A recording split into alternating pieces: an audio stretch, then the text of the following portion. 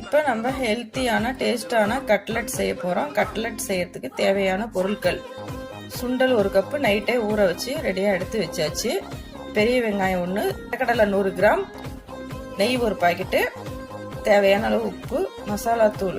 இது வந்து மஞ்சத்தூள், பெருங்காயத்தூள், மல்லித்தூள், கரம் மசாலா தூள், தனி மிளகாத்தூள், குழம்பு மிளகாத்தூள் எல்லாம் எடுத்து வச்சாச்சு. இப்போ நம்ம குக்கரில் விசில் விட்டுக்கலாம். 4 விசில் சுண்டலை விட்டுட்டு எடுத்து மிக்சி சாருக்கு மாற்றிக்கலாம். மிக்சி சார் மாற்றி ஒரு அடி அடிச்சுக்கலாம். அடிச்சுட்டு நிலக்கடலையே நுணுக்கிட்டு நிலக்கடலையே போட்டுக்கலாம். அதுக்கப்புறம் கோதுமை மாவு 2 ஸ்பூன் போட்டுக்கலாம். அதுக்கப்புறம் நம்ம எடுத்து வச்ச மசாலாலாம் போட்டுக்கலாம். வெட்டி வச்ச வெங்காயம், பெரிய வெங்காயம் 1 வெங்காயம் சின்ன சின்னதாக வெட்டி வச்சுருக்கேன். அந்த வெங்காயத்தையும் போட்டு மிக்ஸ் பண்ணிக்கலாம். தேவையான அளவு உப்பு போட்டுக்கலாம். எல்லாம் போட்டு நம்ம மிக்ஸ் பண்ணிவிட்டு உருண்டை பிடிச்சி தட்டி வச்சுக்கலாம். தட்டி வச்சுட்டு தோசைக்கல் அடுப்பில் வச்சு நெய் விட்டுக்கலாம். நெய் விட்டுட்டு நெய் சூடானதுக்கப்புறம் கட்லெட் போட்டுக்கலாம். கட்லெட் போட்டு நம்ம திருப்பி எடுத்தோம்னா சுவையான டேஸ்டான கட்லெட் ரெடி. இதை உங்கள் வீட்டில் செஞ்சு பார்த்துட்டு அடுத்தது என்ன செய்யலாம்னு கமெண்ட் பண்ணுங்கள்.